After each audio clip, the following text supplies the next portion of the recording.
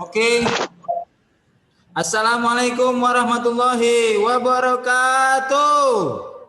Waalaikumsalam warahmatullahi wabarakatuh.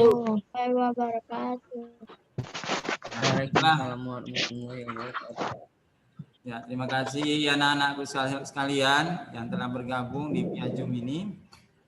Tentunya terus semangat ya dalam rangka tentunya kita untuk terus belajar menambah ilmu pengetahuan, dan ini adalah salah satu juga diperintahkan Allah. Ketika kalian betul-betul mencari ilmu dengan sebenar-benarnya, nanti kalian akan diangkat derajatnya ya, derajat di sisi Allah Subhanahu wa taala pada nanti di akhirat kelak. Karena tentunya beda orang yang pintar sama orang yang bodoh, atau orang yang malas, atau juga orang yang lebih banyak bermanfaat sama orang lain atau tidak, itu juga beda kualitasnya. Artinya Allah suka sama orang-orang yang lebih banyak manfaatnya. Allah juga suka dengan orang-orang yang mencari ilmu sebanyak-banyaknya. Ya, jadi ini perlu supaya kita tentunya untuk lebih kepada menuju kesuksesan kita di masa depan. Baiklah, materi kita ya terkait hubungan antara kelangkaan dengan permintaan dan penawaran. Mungkin ini Bapak materi yang akan Bapak share ya.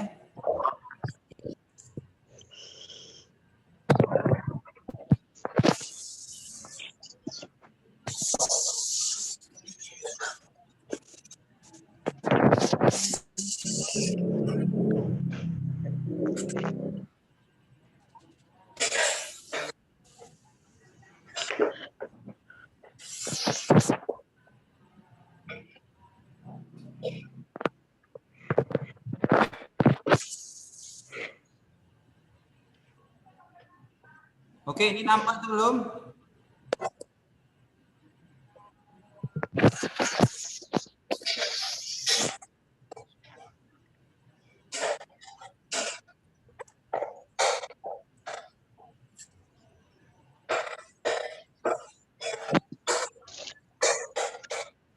Ya, ini dia. Oke, baiklah. Kita mulai materi kita. Nah, materi kita ini terkait sebelum satu ini selesai, inilah materi kita terakhir. Itu interaksi manusia terhadap lingkungan. Ya. Salah satunya terkait dengan mengenai permintaan dan penawaran sama ekonomi.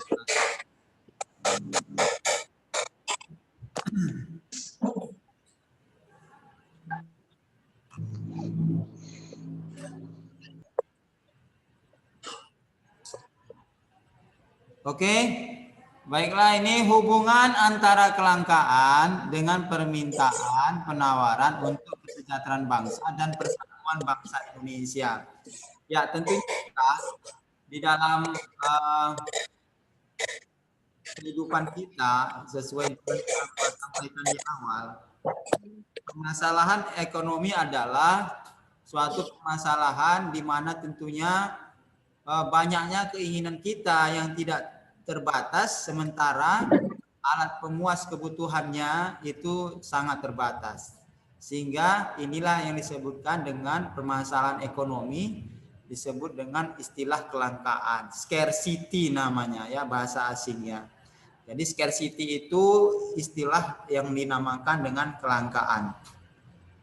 Sehingga untuk kita mengatasi kelangkaan tersebut, tentunya kita harus betul-betul mampu memanfaatkan sumber daya alam apa yang ada di muka bumi ini, khususnya di Indonesia, dengan kita manfaatkan dengan sebaik-baiknya. Dan kita bagaimana caranya adalah kita bisa membuat suatu gambaran ya, untuk kita melihat mana prioritas kebutuhan yang akan mau kita penuhi, sehingga sudah kita buat semacam dari atas yang paling penting baru sampai kepada tidak paling penting. Artinya dengan urutan tadi kita mampu untuk bisa menyesuaikan juga dengan kemampuan kita yang tentunya dari tingkat kebutuhan kita. Sehingga inilah supaya kita menghindari kebutuhan yang terhadap kelangkaan yang terjadi. Ya, sehingga memunculkan kalau kita lihat ya, ini menjadikan kita tadi itu sebagai manusia selaku khalifah di muka bumi, kita betul-betul bagaimana menjadi seorang yang mampu meningkatkan kualitas SDM-nya agar untuk bisa memajukan perekonomian Indonesia. Kalianlah harapan-harapan yang untuk sebagai generasi masa depan nanti yang akan menjadi pemimpin di Indonesia ini. Misalnya si Pak Ujan Majid, ya kan? Pak Ujan Majid ini dia jadi presiden Republik Indonesia ke depan tentunya, ya kan? Kenapa? Karena Amin, Pak. Amin, Pak. Betul-betul harus bisa sukses dia. Harus pintar, harus rajin belajar. Untuk bisa menggantikan nanti misalnya kepemimpinan selanjutnya, misalnya dari tahun sampai tahun 2035 contohnya ya. Atau yang jelas periode ke depan adalah Pak Ujan Majid sebagai presidennya dan kita lihat si Andika sebagai wakil presidennya. Seperti itu ya. Karena tentunya kalian tentu masa depan kalian nanti yang akan menjadi generasi ke depan untuk bisa memimpin negara ini. Jadi kalian itu harus punya kepemimpinan yang tentunya kalian itu beriman dan bertakwa. Seorang yang amanah dan bertanggung jawab tentunya terhadap kepemimpinan kita. Karena tentunya kita adalah terlahir bagaimana kita menjadi seorang pemimpin ya. Karena kalau kalian jadi pemimpin yang baik, pemimpinnya soleh, pemimpin yang beriman dan bertakwa, telah akan kalian juga akan sangat akan tentunya bisa jalan kalian menuju kesuksesan. Karena kalau kalian menjadi seorang pemimpin yang amanah, itu pasti kalian dijamin masuk surga.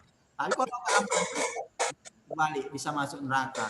Karena seberapa besar keputusan kebijakan yang kita keluarkan untuk bermanfaat kepada orang lain, orang banyak, ya itu akan berimbas kepada kita juga pahalanya. Begitu juga kalau kita membuat salah, membuat kebijakan yang salah, ya berimbas juga kepada pemimpin tadi. Sehingga ini harus betul-betul kita manfaatkan pemimpin kita untuk membuat suatu kebijakan-kebijakan yang baik. Dan kalau satu kebijakan itu baik dilakukan, terus akan berdampak pada seluruh masyarakat Indonesia. Masyarakat Indonesia itu saat sekarang ini sekitar 270 juta jiwa. Bayangkan kalau kita tadi membuat yang pro kepada rakyat, tentunya banyaklah rakyat tadi itu menggunakan kita. Sehingga 270 juta jiwa itu bayangkan bisa masuk juga kita pahala-pahala dari apa yang kita buat tadi. Itu contoh nyata sebenarnya kalau kita betul-betul menjadi seorang pemimpin yang bertanggung jawab. Ini dilakukan oleh Rasulullah Shallallahu Alaihi Wasallam, ya. Apalagi dari sisi ekonomi, makanya kita tuh ekonomi kita harus kuat, ya. Karena kalau kita kuat ekonomi kita kaya, ya kita mampu berbuat banyak tentunya. Kita bisa membangun masjid, memberikan sedekah kepada anak yatim, membantu juga orang-orang susah, ya. Dan juga kita mengundang-undang orang-orang yang kegiatan-kegiatan Islami, agama, ya. Jadi betul-betul kita punya komitmen yang tinggi dari dana-dana uang kita tadi, kekayaan kita tadi itu kita manfaatkan untuk terus mendekatkan diri kepada Allah Subhanahu wa taala. Makanya Allah menyampaikan lebih baik tangan di atas daripada tangan di bawah. Artinya lebih banyak orang kaya daripada kalau ibaratkannya itu orang yang paling tidak kita tangan di atas tadi itu dia mampu berbagi sama orang. Nah, berbagi dia. Nah, itu ya. Jadi kalian betul-betul ekonomi kalian kuat juga. Maka dia sekarang kalian pikir juga bagaimana kita nanti itu jadi orang-orang yang pebisnis, sukses, presiden sukses, dunia dan akhirat tentunya ya. Ya, jadi nanti kalau si Pak Ujan sama si Andika jadi presiden dan wakil presiden, terus dicarinya lah kawan-kawannya jadi menteri, kan? Kayak Raffi Aldo, Ridho Setian, menteri keuangan, seperti itu ya. ini gambaran. Nah, yang mungkin lain juga bisa jadi gubernur dan juga wali kota. Itu kita harapkan. Kebutuhan manusia makin bertambah, tidak tersedianya alat pemuas kebutuhan, merupakan suatu kelangkaan yang juga dipengaruhi oleh permintaan dan penawaran. Tidak saling menutupi. Lalu apa saja penyebab hubungan kelangkaan dan permintaan dan penawaran? Tentunya kita, ini Pak sampaikan, kita itu akibat salah satunya juga, kita kebutuhan manusia ini bertambah. Makanya kita keinginan kita itu pasti terus bertambah. Hidup kita ini memang tidak, di dunia ini kita tidak pernah puas. Kita udah punya HP Nokia kecil, pengen HP smartphone. Udah smartphone harga 3 juta, mau 5 juta. Udah mau 5 juta, mau 10 juta. Dan seterusnya. Kita sudah udah punya Honda, pengen juga punya juga, pengen lagi rumah mewah. Jadi kehidupan ini terus akan juga memacu kita untuk keinginan kita yang mungkin tidak terbatas tadi. Sehingga makanya kita bagaimana kita mampu mensyukuri nikmat Allah. Jadi kita buka apa yang ada saat sekarang kita syukuri. Kita menjadi baik tentunya, ya. Berusaha untuk juga terus menjadi seorang yang sukses. Sedangkan alat pemuasnya tadi terbatas. Nah, ini makanya kelangkaan. Kita kini kita banyak, tapi alat pemuasnya tadi barang-barangnya, sumber dayanya juga terbatas apa yang kita inginkan. Penyebab kelangkaan artinya adalah ada faktor-faktornya, keterbatasan kemampuan manusia mengolah sumber daya yang ada. Makanya inilah PR kita tadi itu sebagai generasi bangsa. Indonesia sudah terkenal sebagai negara yang luar biasa lah kalau kita lihat sumber daya alamnya di dunia ini. Sumber daya alam Indonesia itu di Indonesia ini semua ada. Semua yang ada di negara dunia ini itu rata-rata itu ada di Indonesia. Makanya orang-orang luar negeri tanah istilahnya iri dia dengan Indonesia. Makanya banyak orang ingin mencaplok pulau-pulau kita karena banyaknya juga sumber daya alam yang di sana terdapat tentunya. Makanya inilah harus kita jaga. Dengan jaga paling tidak kita mampu untuk mampu meningkatkan kualitas SDM kita, mengolah sumber daya manusia. Kita sangat ironi contohnya, ya itu misalnya di Papua. Di Papua itu kan penghasil emas terbesar di dunia, ya. Tapi kenapa salahnya? Salahnya yang mengolah adalah orang luar negeri, orang Amerika. Kenapa enggak orang Indonesia? Permasalahannya adalah tadi ketidakmampuan kita juga untuk sebagai kita selaku generasi bangsa Indonesia ini untuk kita meningkatkan kualitas SDM kita untuk mampu mengelola sumber daya yang ada di sini. Walaupun banyak faktor, salah satunya adalah hal ini. Makanya kita bagaimana berpikir kita menjadi seorang yang kreatif. Apa yang bisa kita kerjakan untuk bermanfaat sama orang lain, kita kerjakan, segerakan. Ya, jangan kita bermalas-malasan. Ya, kayak kalian ini sekarang belajar, ya betul-betul serius belajar. Apa yang disampaikan guru yang dengarkan, kalau ada tugas dikerjakan, jangan ditunggu-tunggu lagi gitu kalau memang ada waktu. Ya. Karena kalau ditunggu-tunggu lagi nanti bisa menumpuk dan tentunya juga kita makin malas karena tadi banyak godaan-godaan setan yang untuk bisa mengganggu kita berbuat baik. Belajar itu pasti baik, perbuatan baik. Kenapa kalau kita malas kita tadi itu setan gitu, ya mengganggu kita. Dan untuk bisa kita jauh dari berbuat tentunya sesuatu yang baik itu setan nggak suka, ya makanya kita harus kita lawan. Yang B, peningkatan kebutuhan manusia yang kemampuan penyediaan sarana kebutuhan. Ya, ini makanya tadi kebutuhan kita terus bertambah. Terus kita ingin itu, ya. Makanya kalau sekarang sudah gampang semua. Dulu nggak ada mesin cuci, sekarang sudah cuci. Orang sudah selesai. Ya, orang sekarang juga sudah ada bermacam-macam, misalnya alat-alat, misalnya kayak kita mengerjakan tabel-tabel lagi atau mengerjakan pengetikan sudah melalui komputer. Kalau dulu kita tulis tangan kalau kita mau mengerjakan misalnya tugas-tugas gitu. Ya, rata-rata seperti itu sekarang sudah gampang dan komunikasi juga sekarang sudah gampang. Ya, bahkan sudah sampai bukan tidak terbatas lagi dengan waktu. Artinya yang di tingkat nasional bahkan internasional tinggal kita via komunikasi, via WA dan lain sebagainya itu sudah bisa terjalin dengan mudah. Jadi bagaimana peningkatan penyediaan ini kita juga harus betul-betul kita pikirkan. Di sini adalah kebutuhan manusia dibandingkan dengan kemampuan penyediaan sarana kebutuhan manusia, kemampuan sarana kebutuhan. Makanya keinginan kita tadi itu ya jangan terlalu dipaksakan. Artinya semua orang juga pengennya banyak, tapi jangan pula kepengen kita itu betul-betul harus kita harapkan, tidak ya.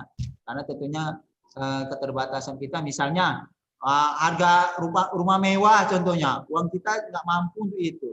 Terus kita paksakan menang utang, ini berarti nggak benar ya. Jadi artinya sesuai dengan kemampuan kita. Kalau nggak sanggup kita dari segi keuangan kita untuk kita memenuhi kebutuhan tadi tersebut, ya kita yang kita paksakan dengan segala hal. Artinya apalagi sampai mencuri ya, ini tidak boleh. Jadi artinya bagaimana ya, kalau kita sadari kita nggak mampu, ya syukurlah ini aja udah cukup gitu ya. Karena kita tidak perlu hidup juga adalah untuk bermewah-mewah. Artinya kita bagaimana untuk bisa juga berbagi, yang intinya berbagi kita sama orang yang lain, orang yang susah. Itu yang tentunya orang yang betul-betul kita orang kaya itu adalah orang yang mampu berbagi. Kita sangat sedih kita orang kaya tapi pelit dia nggak berbagi. Jadi sebenarnya dia nggak kaya, ya. Kenapa dia nggak mampu berbagi sama orang lain, ya? Nah ini apa perspektifnya ya secara kita lihat mengenai orang kaya tadi. Yang C, keterbatasan jumlah benda pemuas kebutuhan yang ada di alam. Nah, ini dia keterbatasan jumlah bendanya juga. Ini salah satunya dengan kita tadi keinginan kita yang sangat banyak, ya juga keterbatasan pemuas kebutuhan. Yang D, kerusakan sumber daya alam akibat ulah manusia. Ya tentunya kita di dalam kita terjadinya erosi, banjir yang baru terjadi saat sekarang ini, ya. Kayak misalnya sekarang ini lagi heboh banjir di Jakarta, ya. Itu diakibatkan kenapa? Ulah manusia, ya. Walaupun itu diturunkan dari atas, Allah yang menurunkan, tapi tentunya itu adalah karena perbuatan manusia. Karena tentunya kalau seandainya tidak manusia mampu memelihara dari kelestarian alam, ya tentunya tidak akan terjadi. Jadi kerusakan yang terjadi di bumi ini adalah disebabkan oleh ulah manusia. Makanya kita itu jangan buang sampah sembarangan, contohnya ya. Itu menyebabkan kita salah satu bisa nanti tumpah di parit atau juga di sungai. Itu tidak boleh. Buanglah sampah pada tempatnya yang sudah disediakan, ya. Karena tentunya kebersihan ini juga bagian dari iman. Makanya sumber daya alam kita ini bagaimana kita juga kita jaga dengan baik, ya kita lestarikan. Makanya kalau kita lihat kenapa banjir juga tadi contohnya buang sampah, ada juga penambangan hutan liar, ya sehingga resapan air itu kalau kita lihat kalau sudah banyak penambangan hutan, ya secara liar tadi itu tanpa karuan, sehingga penyerapan air itu sudah tidak ada lagi. Kalau tidak ada lagi resapan air tadi, sehingga ya air tadi itu pasti dia mengalir terus ke kota, ya. Tapi kalau misalnya ada resapan air, tentu nggak sampai ke kota dia dari air tadi. Makanya perlu kesadaran kita sebenarnya, ya. Jadi kesadaran kita tadi itu betul-betul kita untuk bisa memaksimalkan potensi kita, bahkan untuk bisa kita membuat suatu karya-karya kita dalam memanfaatkan sumber daya alam tadi. Ya, tentunya jangan sampai kita membuat suatu kerusakan. Dan ini juga salah satu itu di mengenai banjir. Ada juga sampai kita lihat lumpur lapindo. Lumpur lapindo di Jawa Timur, lumpur panas. Jadi apa akibatnya ini? Kerusakan oleh akibat manusia juga. Kenapa? Dalam dia pembuangan limbah perusahaan tersebut, dia nggak tepat sasaran, asal saja. Sehingga kena kepada satu kampung itu kena lumpur panas. Bayangkan ada lumpur panas lagi, ya. Jadi satu kampung itu tenggelam akibat lumpur panas tadi. Nah, ini terus masih terjadi di sana, cuma tidak dipublikasikan.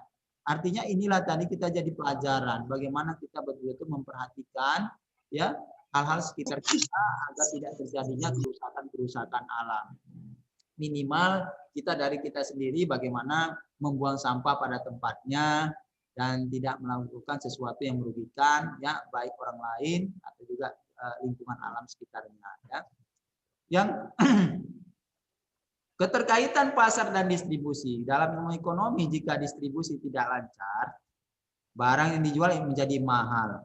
Hal ini dikarenakan jalur distribusi sangat mahal. Contoh Indonesia, terutama di luar Pulau Jawa, distribusi kurang lancar, jalur transportasi sulit dilalui, banyak jalan belum diaspal, pastinya distribusi dilakukan sangat lebih lambat. Makanya pemerintah berusaha membangun infrastruktur seperti jalanan menjadi baik agar dilalui mudah dan cepat. Seperti pembuatan jalan tol, diharapkan dengan jalur distribusi lancar, maka harga menjadi murah.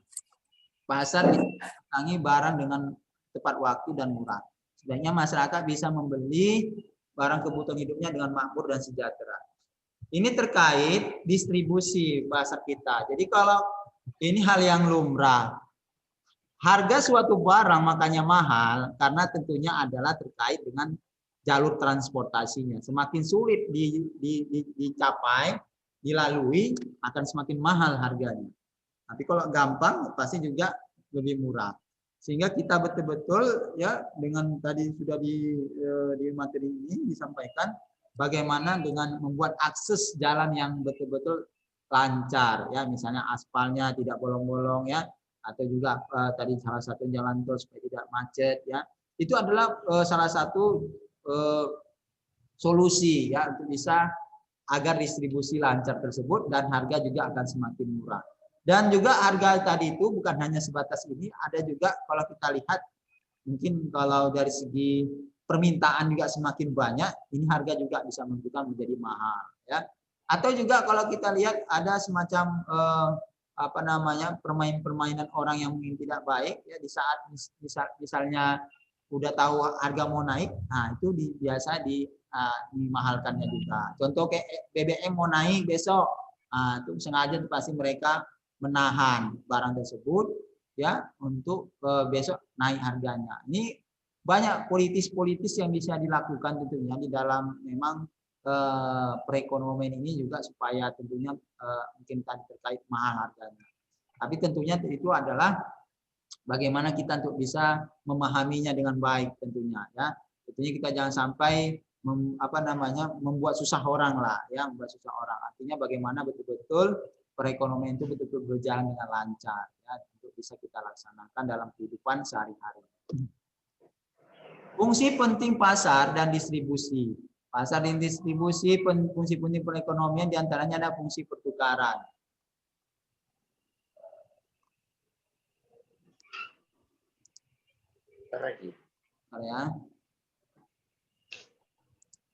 Ya, ini dia. Maksud pertukaran di sini adalah pasar dan distribusi berperan perihal pemilihan barang atau jasa yang ditawarkan pada konsumen disukai oleh pihak konsumen tersebut. Fungsi tersebut mampu mengurangi juga meminimalisasi risiko dalam penjualan barang dan jasa. Nah, jadi fungsi pertukaran ini bagaimana kita bisa menawarkan ya barang atau jasa kita tadi itu kepada konsumen. Ya, tentunya ya kita harus ada feedbacknya. Kita jual produk kita, feedback kita adalah pendapatan finansial, mendapatkan uang dari hasil penjualan kita. Ya. Selanjutnya fungsi penyediaan fisik. Fungsi penyediaan fisik ini kita lihat berkaitan dengan proses pemindahan barang secara fisik dari produsen ke konsumen. Bentuk kegiatannya dengan cara melakukan pengumpulan dan penyimpanan, pemulihan dan pengangkutan barang. Ya, tentunya banyak kita lihat orang membuat bisnis jasa. Ya, jasa apa itu? Misalnya jasa pengangkutan barang, seperti kayak kita yang sering kita lihat itu misalnya JNE. JNT atau lebih fokusnya sering kita dengar lagi itu kantor pos, kantor pos tersebut. Jadi ini adalah dan lain-lain sebagainya, Tiki juga ya. Jadi banyak model-model jenis bisnis yang ditawarkan dalam bentuk jasa ini untuk pengangkutan barang. Makanya kalian itu ya kalian juga kalau pengen membuat suatu bisnis tersebut ya sangat baik juga ya, secara otomatis. Ini terkait tentunya juga membantu orang lain secara tidak langsung untuk sampai kepada barang tadi yang dituju, di barang kepada konsumen. Sehingga betul-betul proses pemindahan tadi itu kita perhatikan juga jangan sampai terjadi kerusakan-kerusakan, ya. Tanggung jawab kita harus ada.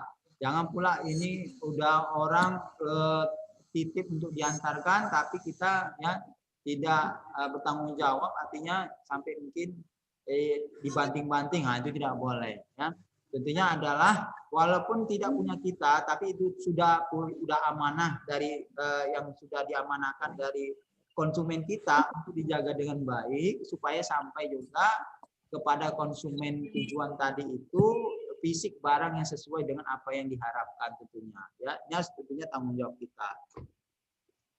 Ya, misalnya kayak tadi kita lihat ya gitu banyak jenis tawaran pekerjaan bisnis tadi itu dari pengangkutan barang, ya kalian juga bisa buat kegiatan-kegiatan bisnis lainnya yang mungkin dengan beda yang nama, ya. Yang ketiga, faktor penunjang. Fungsi faktor penunjang ini pasar dan distribusi mampu membantu melengkapi fungsi pertukaran, fungsi penyediaan fisik sehingga bisa berjalan lancar. Contohnya seperti penjualan barang dan jasa secara kredit. Ya. Jadi kalau kita lihat ini distribusi pertukaran fisik tadi ini ya dengan cara penjualan secara kredit. Ya, kalau kita berbisnis, kita melakukan transaksi, tentunya bisa secara cash, tunai, dan bisa juga secara kredit. Tapi lebih baik kalau kita memang ada rezeki, ya kita tunaikan saja, kita cashkan saja. Tapi kalau misalnya terbatas dengan kemampuan kita ya mau tidak mau dengan kredit. Tapi kalau Bapak sarankan sama kalian, Bapak anjurkan ketika kalian mengajukan kredit tadi itu jangan kerentenir. Ya, itu bunganya luar biasa. Ya, nanti termasuk dosa riba jadinya haram, ya. Bapak sarankan kalian tuh kalau memang untuk mencari kredit ya memang untuk kepada carilah yang bank syariah, ya. Jadi kalau bank syariah ini kan sudah dianjurkan oleh fatwa ulama, ya. Jadi sehingga kita betul-betul terhindar dari hal-hal yang tentunya baik secara agama kita. Ya, ini tentunya bagaimana supaya kita lebih juga peduli lah sama ekonomi Islam, ekonomi syariah, ya. Nah, ini Bapak juga sering tulisan-tulisan Bapak terbit sering di Harian Waspada. Saat sekalian tulisan Bapak udah terbit ke 65 kali terbit, ya, Waspada. Mengenai kajian ekonomi syariah. Karena Bapak selain ngajar juga di SMP Pertiwi Medan, Bapak juga ngajar di sebagai dosen di Universitas Islam Negeri Sumatera Utara, ya, Fakultas Ekonomi Bisnis Islam. Jadi ini sering Bapak sampaikan juga pada masyarakat melalui tulisan Bapak, ya, khususnya di Harian Waspada. Nah, mungkin kalian juga kalau mau nengok, mungkin hari ini juga mungkin kalau terbit itu bisa di Harian Waspada hari ini contohnya Selasa. Karena biasanya tulisan Bapak terbit hari Selasa, ya. Ya, semoga jadi inspirasi lah buat kalian. Tentunya kalian menjadi seorang yang kreatif juga. Karena dengan melalui tulisan juga itu bentuk kreativitas kita, bentuk imajinasi kita dalam untuk menyampaikan sesuatu. Romeo, take me somewhere we can be alone. I'll be waiting. All the rest of what to do is be the prince and I'll be the princess. That's a love story, baby. Just say. Jika yang nyanyi itu. Yeah. Kali kalau recok langsung Bapak remove, ya. Ayo. Suaranya saya jangan sampai suara yang mengganggu, ya. Oke, masuk kita selanjutnya, waktu 10 menit lagi. Peranan pasar dalam pemenuhan kebutuhan nasional. Satu, peranan pasar bagi sumber daya manusia. Ya, tentunya pasar itu bertempat bertemunya penjual dan pembeli. Sehingga tentunya ini adalah bagaimana penjual pembeli tadi itu, bagaimana pasar untuk bisa meningkatkan sumber daya manusia kita. Jadi pembelajaran kita mengenai pasar itu kita bisa tempat uang gitu, tempat berkumpulnya antara penjual pembeli tadi melakukan kegiatan ekonomi yang terus ini berputar, ya. Karena orang lain pada bergantian gitu untuk masuk ke dalam kegiatan ekonomi pasar tadi. Makanya kalau kita lihat di apa namanya para Rasulullah dan para sahabat juga mereka orientasi mereka bagaimana meningkatkan perekonomian itu melalui pasar ya. Ini tingkatkan juga. Peranan pasar bagi produsen, tempat penjualan, dia jelaslah ketika kita melakukan transaksi penjualan itu pasti berada di pasar ya. Peranan pasar sebagai pembangunan ya, menyediakan barang dan jasa, kegunaannya bisa mendorong pembangunan daerah yang di otonomi daerah sehingga daerah menjadi maju. Ya, tentunya bagi pembangunan ekonomi ini sangat banyak. Makanya kita lihat banyak pasar-pasar yang ada di Medan ini. Misalnya Pasar Sukarame, Pasar Petisa, ya, pasar juga Marendal, ya. Jadi banyak ini pasar ini daerah. Misal kita di Medan ini. Pasar peranan bagi konsumen. Bagi konsumen pasar terpenuhi segala kebutuhan. Jadi meluas pasar akan semakin mempermudah konsumen dalam memperoleh kebutuhan. Udah jelas, ya. Artinya pasar itulah tempat kita di mana tentunya kita untuk bisa memiliki kebutuhan-kebutuhan tertentu kita terpenuhi. Karena di sana tempatnya bertemu pembeli sehingga banyak kita pilih-pilih yang bisa kita lakukan dalam kegiatan pemenuhan kebutuhan kita. Yang C, keterkaitan pasar dan distribusi lainnya. Yang pertama adalah mempermudah para konsumen melakukan konsumsi. Nah, tentunya tadi penjual dan pembeli tadi itu terkait konsumen khususnya pembeli, tentunya pasti dia akan membeli produk yang tadi itu yang diinginkannya tadi itu melalui pasar. Yang kedua, membentuk terciptanya harga yang relatif stabil. Biasanya kalau di pasar itu relatif stabil ya, karena di sana tuh banyak kita temukan ya apa namanya kegiatan-kegiatan transaksi itu dengan persaingan yang sangat ketat ya, artinya banyak misalnya kayak orang jual apa namanya sayur ya, itu banyak gitu berbaris tentunya dengan harga yang bersaing, artinya pasti mereka dengan harga yang stabil sama seperti itu. Kalau beda-beda tipis saja ya, makanya ini kita harapkan ya, kita bagaimana kita juga menjadi seorang ekonomi yang bisa kita gerakkan secara ekonomi di pasar gitu. Yang ketiga, produsen mampu mempertahankan ya. Produsen mampu mempertahankan penjualan produk dan keuntungannya. Ya, tentunya kita bagaimana produsen tersebut ya, kalau kita sebagai penghasil bagaimana meningkatkan keuntungan kita terus ya, supaya tentunya kita juga untuk bisa kita memanfaatkan keuntungan tadi dengan baik tentunya. Makanya produsen tadi itu kita harus mampu membuat suatu kegiatan tentunya berupa inovasi-inovasi yang bisa kita lakukan. Produk kita itu jangan monoton itu aja, tapi harus ada inovasi kreativitas yang harus kita lakukan sehingga orang tidak jenuh, tidak bosan, sehingga kita terus produk kita akan laku dan mengalami keuntungan. Ya, terakhir ini mengatasi kelangkaan. Ya, ada cara-cara mengatasi kelangkaan. Ini adalah menghemat penggunaan sumber daya alam. Makanya kita tadi menghemat, ya, menghemat dengan apa saja terkait yang kita selama kita jalani kita hemat. Misalnya kayak listrik di pagi hari itu kan tidak efektif, ya harus kita hemat, kita matikan. Ya. Atau juga air yang mungkin di bak mandi udah penuh kita matikan. Jangan terus gitu ya. Salah satu yang hemat paling tidak. Jadi artinya menghemat ini bukan pelit, tapi sesuai dengan yang ada kebutuhannya. Yang pula kita berlebihan. Karena Allah juga tidak suka sama orang-orang berlebihan. Kalau kita orang-orang yang berlebihan, itu pasti juga temannya setan. Karena innal mubazirina kana ikhwana syaiton. Sesungguhnya orang-orang yang berbuat mubazir, berlebihan tadi, itu adalah kawannya setan. Itu enggak boleh. Maka kita sesuaikan yang kita butuhkan saja. Yang kedua, memelihara dan melestarikan daya dengan alam dengan baik. Jadi kita bagaimana menjaga alam ini dengan baik. Ya. Menciptakan atau memuas barang pengganti. Maka kita bagaimana ada barang-barang pengganti yang tentunya lebih baik lagi kita buat. Yang keempat terakhir, meningkatkan pengelolaan berbagai macam sumber daya alam sehingga lebih bermanfaat kepada manusia. Jadi inilah kreativitas kita, kemampuan SDM kita bagaimana terus mengolah sumber daya alam yang ada di Indonesia ini dengan baik.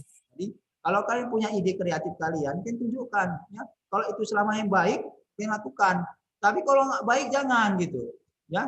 Kita kan sudah pandai membedakan. Oh, membuat yang ini mau dapat mengganggu orang lain, nah, jangan dilakukan. Tapi kalau ini bermanfaat sama orang lain, ini segera kita lakukan. Tentunya hal yang positif tadi itu adalah juga menambah kebaikan dari diri baik kita dan kebaikan bagi orang lain. Ya. Oke, itu saja yang bisa Bapak sampaikan. Kalau ada yang mau ditanyakan silakan.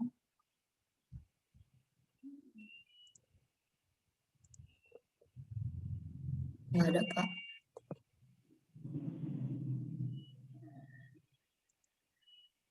Ya oke, ada yang mau tanyakan ini? Rido, waktu kita 1 menit lagi. Rido, Wirya, Kiara, Fauji, Almira, Andika, Claudia, Ahmad Wigata, Maulida, Muhammad Alif, Muhammad Fauzan, Abdigorik, Fauzan Majid, Linda, Stefano, Farid, Rapid Danis, Fabio, Habib, Rafi Aldo, Muhammad Arra, Nggak ada, Pak. Nggak ada, Pak. Nggak ada. Nggak ada, Pak. Nggak ada. Ada, Pak. Nggak ada. Nggak ada, Pak. Oke, nggak ada? Nggak ada, paham. Baiklah, jangan lupa. Itu tugasnya ada di LKS, jam berganda. Ya? Soal. Jika kalian apa aja checklist saja mana jawaban paling benar. Dan checklist sudah selesai, dan fotokan dan kirim di KGC. Ya, tinggal kelingkar yang ada di LKS tersebut, terus kalian fotokan. Bagi yang nggak ada LKS-nya belum ngambil, tinggal tuliskan aja di buku jawaban aja, misalnya 1A, 2B gitu seperti itu. Fotokan, kirim ke GC. Oke, ada yang cocok? Nggak ada, Pak. Oke, terima kasih semuanya anak-anak. Ya, kelas 7 SMP Pertiwi, Bapak ucapkan terima kasih semuanya. Demikian. Assalamualaikum warahmatullahi wabarakatuh. Waalaikumsalam warahmatullahi wabarakatuh.